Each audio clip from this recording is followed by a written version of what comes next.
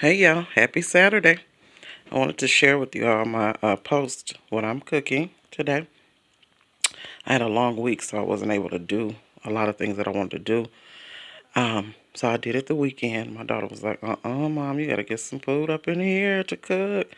There's plenty of everything in here. I just, I hadn't cooked because we were so busy last week. So I said, let me make a variety of things. So I'm doing stuffed bell peppers. I'm going to do a small thing of tuna so she can have tuna and crackers, club crackers, or saltine crackers, and then I'm gonna do some chili, a small thing of chili, so she can do some chili cheese dogs during the week, with some little chips or something. And then these stuffed bell peppers will be in there, so she won't have to be looking at me upside my head, wondering, wondering why, wondering why I ain't cooked all week. So anyway, y'all, here's the stuffed bell peppers. This is a budget-friendly meal. That's really good, y'all, and it lasts. It's a stretch food. That's really, really incredible. These are the bell peppers. Y'all, don't matter how the bell peppers look when you cut them, no matter how they're shaped, when you open them up, cut them, and clean them, this, you can still stuff them. But this is how I cut them. They kind of came out looking a little different because sometimes you can get a perfect bell pepper and you can cut it in half and have a whole half. Sometimes you got to cut around it, cut in it, and all that. But you can still use those pieces to stuff. So I'm doing stuffed loaded bell peppers today, y'all. But this is me rinsing them off before I put them in the pot. Now, in the pot, when you put them in there, you literally only want to blanch these bell peppers because if you overcook them, they'll lose their flavor. And so you don't want to do that because the point of the stuffed bell pepper is so you can taste that. So the red has a different little taste. Of course, y'all know how the green ones taste. And then the yellow ones have a really great taste. But I only got the red and the green ones. The yellow ones are really good too. They have a really different exotic taste to them, the yellow ones. So really good. But here they are. They look kind of different in the pans. But y'all, when I tell you that they come out so fantastic, y'all gonna be like, oh, I got to make something today. And like I said, it's a budget-friendly meal. So that really is a great thing too. It turns out really great. Anyway, here they are. And so, like I said, just blanch them.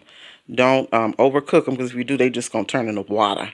It's not going to be any flavor on them. So you literally want to put, after you have that boiling water in there, drop them in there, leave them in there no longer than 5 minutes because, again, they're going into the oven.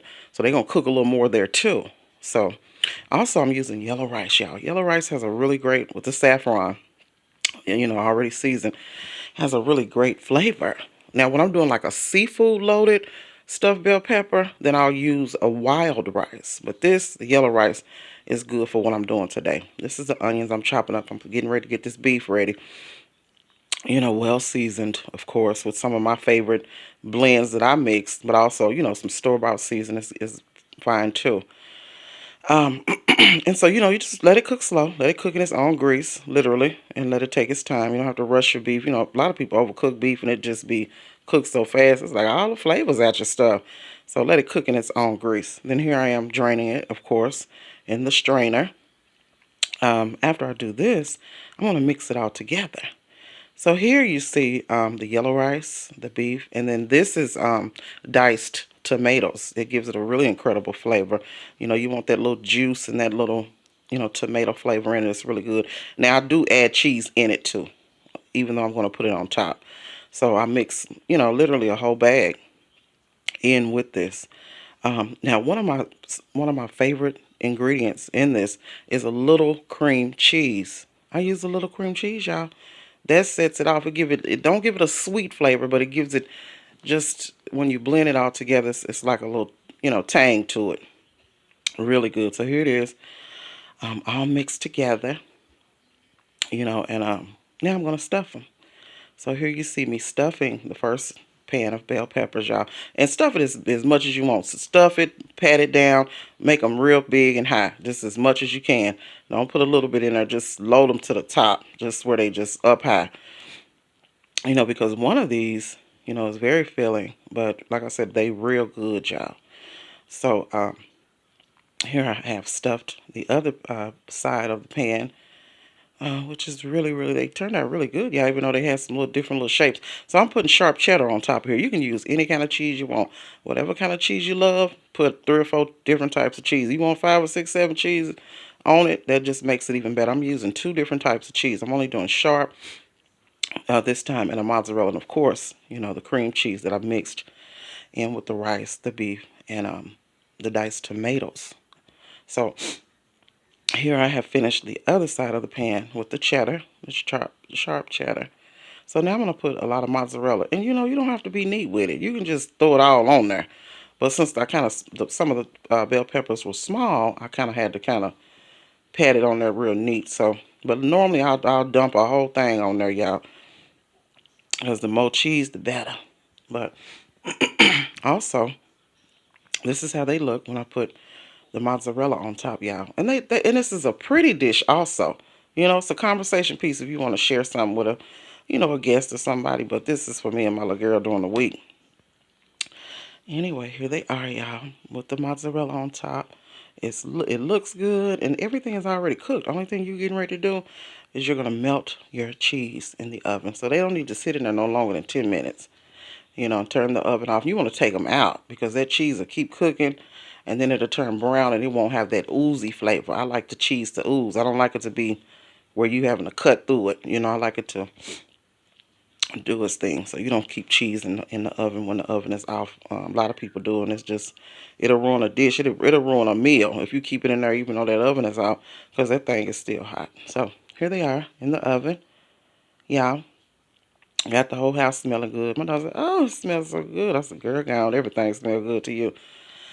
But here they are with the cheese melted. Y'all, look how this came out. Really pretty. And they so tasty. That's what I like. And so you can just do one and be satisfied, y'all. You know, if you want two or three, then that's your business. But these are really good. You just get your spatula and then, cut them how you want to, because they're already kind of divided. I leave a little space in between so you can have, each individual one. Because like I said, the red, the yellow, and the green bell peppers, they all have their own little flavor. So this is how they came out, y'all, right here. Tell me what you all think. Tell me, have you made stuffed bell peppers? What do you think about them?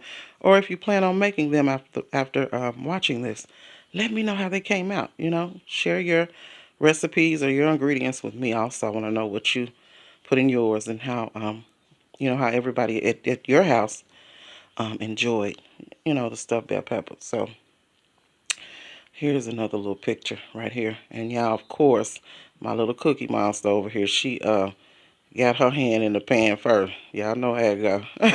Y'all know. So here, look. Hold on. Right here. That's her right there. Just couldn't wait on it. So that's me putting one on her plate, y'all. So I had to make the chili and for the chili dogs and stuff too for her. And then I'm getting to this tuna, small little thing of it, so that can be in there also. But y'all, thank you so much for tuning in to the Black Lens. Y'all tell me what you think. All right, thanks for watching. Take care.